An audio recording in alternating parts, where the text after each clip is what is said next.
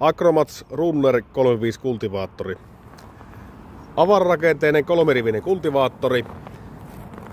SSAP:n teräksestä tehdyllä rungolla. Läpileikkaavilla hanheilakaterillä.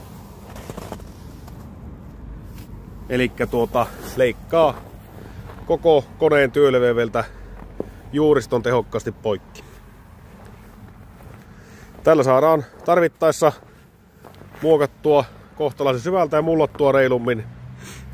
Tai sitten vastaavasti voidaan ajaa vähän kovempaa vauhtia, mutta matalemmalla työsyvyydellä. Saadaan kuitenkin tehokkaasti juuristoa poikki ja niin sanottu hehtaarimääräinen tuntikohtainen saanto hyväksi. Putkipakkeri tässä on varusteena. Ehkä yleisin pakkeri näihin kultivaattoreihin, mitä myydään. Löytyy myös kiekkopakkereita, kumipakkeria, flexipakkeria ynnä muuta.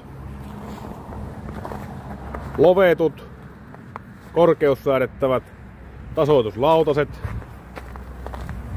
Tällä saadaan vielä kultivaattorien piikkieliltä vakojen väliä tasattua, ettei jää kovin kumpua, ja lopussa sitten pakkeri vielä viimeistelee eliä ja tiivistää hieman. Hydraulinen työkorkeimen säätö löytyy täältä. Tuossa näkyy tuo kampi, millä säädetään tuo tasoituslautasien työkorkeus.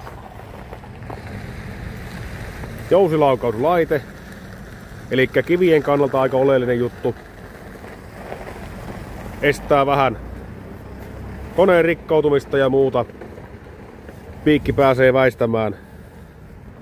väistämään kiveä eikä riko mitään. Varotoimena on vielä murtopultti täällä. Jos on oikein iso maakivi, mikä tarttuu kiinni, niin tuo pasahtaa poikki. Ja Acromatsissa on vielä tällä tämmönen niin sanottu varamurtopultti mukaan. Eli tuo kun menee poikki, niin helppo vaihtaa tosta nopeasti vaan uusi tilalle ja homma jatkuu. Järeä, hyvin vahvistettu runko.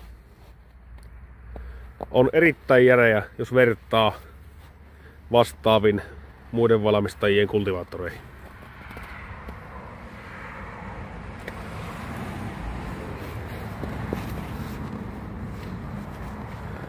Löytyy myös hinattavia malleja ja myös hieman kapeampi 3-metrinen malli. Tämä videon kone on 3,5 metriä leveä.